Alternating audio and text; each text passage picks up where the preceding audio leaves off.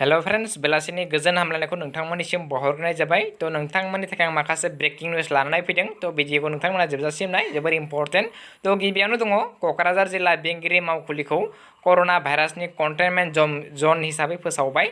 तो भास्कर फुकन डेपुटी कमिशनारा बुंनाय बायदिब्ला माने हाउस गार्ड पुलिस हासन सुबानी आहमद आरो अफिस स्टाफ ललित चन्द्र सरकार हेब माने बिथांमोन सानैखौ कर'ना पजिटिभ मोननाय जादों तो राज्योआव कर'ना भाइरासनि ग्लाब ग्लाब बारायनाय आरो कक्राझार जिल्लायाव महामारिया कर'ना भाइरासनि गिख्रंथाव थासारिखौ नोजोर होनानै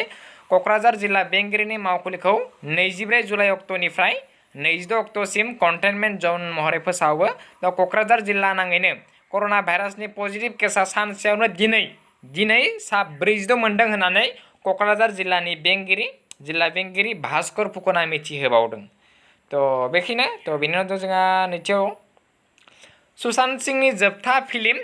सुशांत सिंह राजपूतनि जोबथा फिल्म दिल बेचारा तो बलिउडनि फिल्म तो बेखौ नोंथांमोना दिनै नुनो मोनगोन लाइभ डिस्ने प्लास हटस्टारनि गेजेरजों नोंथांमोना दिनै मोनाबिलिनि 7:30 नुनो मोनगोन तो बेवहाय दङ सुशांत सिंह राजपूत सैफ आली खान एन्ड सजना संगी बायदि बायदि आर्टिस्टफोर दङ नोंथांमोना नुनो मोनगोन दिनै मोनाबिलिनि 7:30 जाय नोंथांमोना गोसो नायबानो जाबाय तो बेनो एक्टरा आरो बेनो तो बेनि उनाव दङ थामथियाव मैया चाइनानि जिनजिंआव 13 निउ कर'ना पजिटिभ मोननाय जादों तो बेनो मैया तो बेनि उनाव दङ ब्रैथियाव नागालेण्डनि राजथावनि कहिमायाव 7 दिननि थाखाय कमप्लिट लकडाउन खालामना होबाय तो बे लकडाउनाव जागोन 25 जुलाइनिफ्राय 31 जुलाइसिम तो बेखौ एनाउन्स खालामदों कहिमा एडमिनिस्ट्रेसन बेखौ एनाउन्स खालामदों 7 दिन कमप्लिट लकडाउन तो बेनि उनाव दङ बाथियाव सिंगार अभिजितनि फिसालाखौ माने फिसालानायावबो कर'ना टेस्ट माने पजिटिभ मोननाय जादों तो बेनि उनाव दङ अरुणाचल प्रदेशआव दिनै 42 कर'ना पजिटिभ गोदान मोननाय जादों तो 3 आर्मि तो बेनि अनगायै 42 गासै 42 तो 42 निउ कर'ना पजिटिभ मोननाय जादों तो बेनि उनाव दङ दिल्लीयाव सानावनो सिखाव खावनो नाजादोंमोन माने दिल्लीयाव राजा लामायाव सानै आइजो थाबायलांगासिनोमोन हरखाबनो सानै सिखावा फैनानै माने बाइकजों फैनानै आइजोनि गोदोनायनि चेनखौ खावनो नागिरदोंमोन नाथाय खाथिनि मानसिफोरा बासायनायसै उनाव तो सिखावफोरा खावनो हायासै नोंथांमोनाबो भिडिअ क्लिपखौ नायना लाग्रोदो सिगाङावनो बेवहाय नुदों नोंथांमोना सानै बेग लाना फैदों आरो बे बेग लानाय सानैनि सासे उननिया बे आइजोनिफ्राय चेनखौ सेख'नो नागिरदों तो बेबायदिनो बिथांमोना सेख'नो नागिरदोंमोन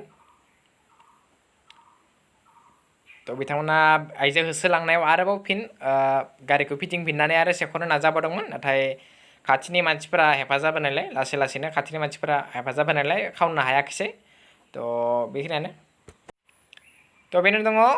गुवाहाटी महानगरीयाव मैया 6 रिंगासोआव पुलिसा सासे गथ'खौ बुयो बिमा आरो फिसा मेडिकेलाव मुलि बायनो थांदोंमोन तो मुलि बेखांनानै बिथांमोना फैफिनदोंमोन आरो न बेबायदि समावनो फिसालाखौ पुलिसा लावथिजों गाज्रियैनो बुयो बिखुङाव आरो बे बुनाय पुलिसा जादोंमोन डिसिपि मायांजन तो बेनि उनाव न्याय नागिरनानै बिमाया ससियेल मिडियायाव मोनसे पस्ट खालामदोंमोन आरो तो बेनि उनाव दायनिगिरिखौ साजा होगोन होनना बुंदों तो एडिजिपि जिपि सिंआ तो बेबायदि बिखुङाव बुदों तो बेनि उनाव दङ